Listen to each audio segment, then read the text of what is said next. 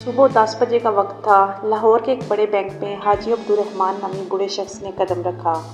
وہ سادہ پرانے کپڑوں میں تھے، ہاتھ میں ایک پرانا لفافہ تھامے ہوئے۔ بینک میں موجود گاہک اور ملازم سب انہیں عجیب نظروں سے دیکھنے لگے۔ حاجی صاحب آہستہ سے کاؤنٹر پر گئے جہاں سونیا نامی خاتون بیٹھی تھی۔ انہوں نے نرمی سے کہا، بیٹی میرے اکاؤنٹ میں کوئی مسئلہ ہے، سمجھ نہیں آ رہا۔ انہوں نے لفافہ سونیا کی طرف بڑھایا۔ سونیا نے ان کے کپڑوں کو دیکھ کر طنزیہ انداز میں کہا، بابا جی شاید آپ غلط بینک میں آ گئے، آپ کا اکاؤنٹ یہاں نہیں لگتا۔ حاجی صاحب نے سادگی سے کہا، بیٹی ذرا دیکھ تو لو۔ سونیا نے لفافہ لیا اور بولی، اس میں وقت لگے گا، انتظار کریں۔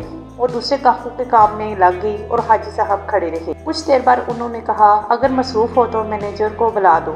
سونیا نے مینیجر کو فون کیا جس نے کیبن سے جھانک کر حاجی صاحب کو دیکھا اور سخت لہجے میں کہا، ایسے لوگوں کے لیے وقت نہیں، انہیں انتظار کے ایریے میں بٹھاؤ، خود چلے جائیں گے۔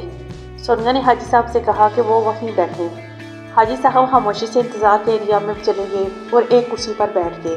لوگ انہیں گھورنے لگے کیونکہ بینک میں زیادہ تر امیر گاہک آتے تھے۔ سب کو لگا کہ حاجی صاحب کا یہاں اکاؤنٹ نہیں ہو سکتا۔ لوگ ان کے بارے میں عجیب باتیں کرنے لگے مگر حاجی صاحب خاموش رہے۔ بینک کا ایک ملازم فہد جو باہر سے واپس آیا، حاجی صاحب کو دیکھ کر اسے لوگوں کا رویہ برا لگا۔ اس نے ادب سے پوچھا، بابا جی آپ کا کیا کام ہے؟ حاجی صاحب نے کہا، بیٹا مینیجر سے ملنا ہے۔ فہد مینیجر کے پاس گیا مگر مینیجر نے بے پرواہی سے کہا، وہ بیٹھے گا اور چلا جائے گا۔ فہد کو دوسرا کام دے دیا گیا۔ ایک گھنٹہ گزرنے پر حاجی صاحب سے برداشت نہ ہوا، وہ مینیجر کے کیبن کی طرف بڑھے۔ مینیجر باہر نکلا اور بولا، بابا جی کیا کام ہے؟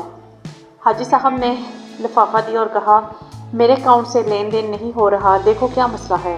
مینیجر نے طنز کیا، جب پیسے نہیں ہوتے تو یہی ہوتا ہے۔ حاجی صاحب نے کہا، پہلے چیک کرو۔ مینیجر ہنس کر بولا، آپ کا اکاؤنٹ خالی ہے، جائیں۔ حاجی صاحب نے لفافہ میز پر رکھا اور کہا، اسے دیکھ لینا۔ جاتے ہوئے بولے، تمہیں اس کا انجام بھگتنا پڑے گا۔ فہد نے لفافہ اٹھایا اور ریکارڈ چیک کیا تو حیران رہ گیا۔ حاجی صاحب بینک کے 60% شیئرز کے مالک تھے۔ فہد نے رپورٹ مینیجر کو دکھائی مگر اس نے دیکھنے سے انکار کر دیا۔ اگلے دن حاجی صاحب ایک سوٹ والے شخص کے ساتھ آئے جس کے ہاتھ میں بریف کیس تھا۔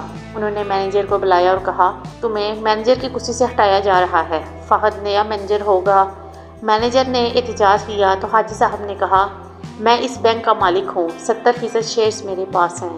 بریف کیس سے فہد کا پروموشن لیٹر اور مینیجر کے لیے فیلڈ ورک کا خط نکالا۔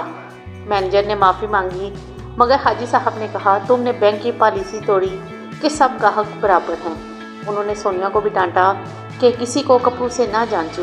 حاجی صاحب چلے گئے اور کہا کہ وہ اپنے لوگوں کو رپورٹ کے لیے بھیجیں گے۔ بینک کا سٹاف بدل گیا اور یہ واقعی مشہور ہو گیا۔ لوگ بینک کی تعریف کرنے لگے کہ اس کا مالک خود انصاف کرتا ہے۔ حاجی عبدالرحمان عقل مند اور انصاف پسند تھے جبکہ فہد ایماندار اور ہمدرد ملازم تھا۔